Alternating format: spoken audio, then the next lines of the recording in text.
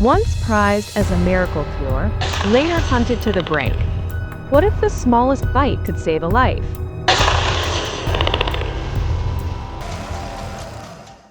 Welcome to Medical Mysteries Then and Now. Today, we're diving into the sticky, slimy world of bloodletting. That ancient practice where doctors thought draining your blood would cure everything from headaches to the plague. Spoiler alert, it didn't really work. Leeches were the go-to tool for centuries. They were cheap, plentiful, and frankly kind of gross. But people believed in them, so much so that they'd let these little bloodsuckers feast on their veins. Bloodletting was thought to balance the body's humors, a medical theory that lasted for hundreds of years. Each humor carried a mood, a season, and a temperament. Blood was warm, generous, and lively like spring.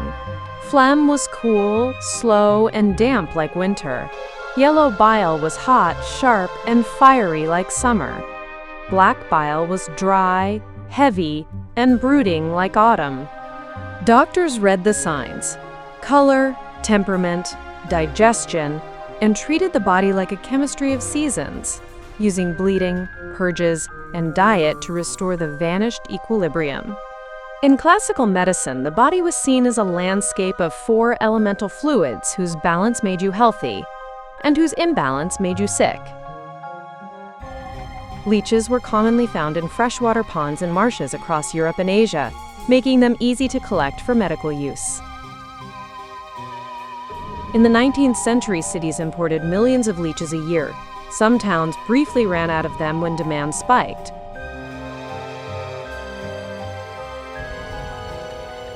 These slimy creatures thrived in wetlands, which were abundant and accessible.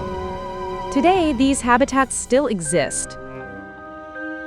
Fast forward to today, and bloodletting has been replaced by lasers and advanced medical treatments that actually save lives. Modern laser therapy is precise, painless, and effective, a far cry from the days of leeches. These lasers are used for everything from treating skin conditions to improving blood circulation.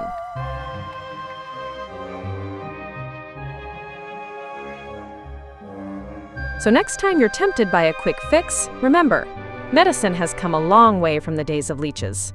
And thank goodness for that. This split screen shows the creepy past and the high-tech present side by side. Believe it or not, leeches haven't disappeared completely. Modern medicine uses them in very controlled ways to help with tissue healing and blood flow, especially after reconstructive surgeries. It's a far cry from the medieval bloodletting craze, but these little creatures still have a place in healing. Leeches are mostly used in specialized medical treatments, like helping with blood circulation after surgeries. T. leeches secrete hirudin, a natural anticoagulant so effective researchers isolated it for use in lab assays and drug research. Modern microsurgeons still use leeches to relieve venous congestion after reattachments when tiny veins won't drain properly. A single therapeutic leech can be worth more than a high-end surgical tool in rare reconstructive cases because of its precise biological action. Some hospitals maintain emergency leech kits, frozen until needed, because the live animals must be viable when applied.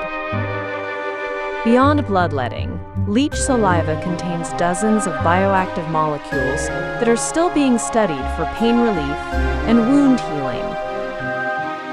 It sounds medieval, but leeches are still a living tool in modern surgery. When tiny veins fail after a skin graft or reattached finger, blood can pool and suffocate tissue. Leeches gently draw that venous blood away, while delivering compounds that prevent clotting.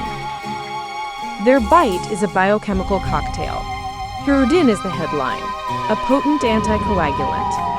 But researchers have also found dozens of other molecules in leech saliva that reduce inflammation, ease pain, and promote local blood flow. Leeches aren't a first choice.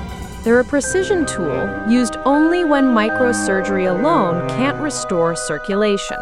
Some centers keep sterile leech kits on hand. Others source them from certified suppliers and store them under strict conditions. There are odd modern facts. Hospitals sometimes pay surprisingly high prices for live therapeutic leeches, and scientists are studying leech molecules as templates for new anticoagulant drugs. So while it looks like a bite from the past, leeches today are a tiny targeted bridge between biology and surgical skill. Before we go on, a quick look behind the curtain. These leeches don't come from ponds at random. Modern hospitals order them from specialist breeders, biofarms that raise leeches to medical standards. They're packed in oxygenated gel, shipped overnight, and handled through clinical supply chains, the way any delicate biological tool would be. None of this is cheap theater. A therapeutic leech carries a noticeable price tag when ordered for surgery. On average, hospitals pay the equivalent of a few dozen dollars per animal, plus specialized storage kits and handling fees, costs that add up when every minute of viability counts. Because timing matters, many suppliers offer overnight delivery and emergency fulfillment, coordinated through pharmacy or clinical procurement. Crucially, most clinical leeches are captive bred, not wild harvested, raised in sterile conditions, fasted before use, and certified to minimize infection risk. Regulators often treat therapeutic leeches like medical devices, which is why hospitals won't rely on roadside collectors or pond picks. And not every leech will do. Surgeons prefer a handful of species whose saliva delivers predictable anticoagulant and healing chemistry.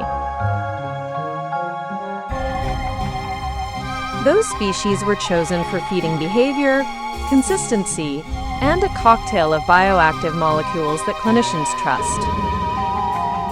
So when you see a leech used in a modern OR, you're seeing a tiny, certified tool, bred, priced, and delivered for a precise medical purpose. Not a relic of folklore, but a living bridge between centuries of practice and contemporary surgical need.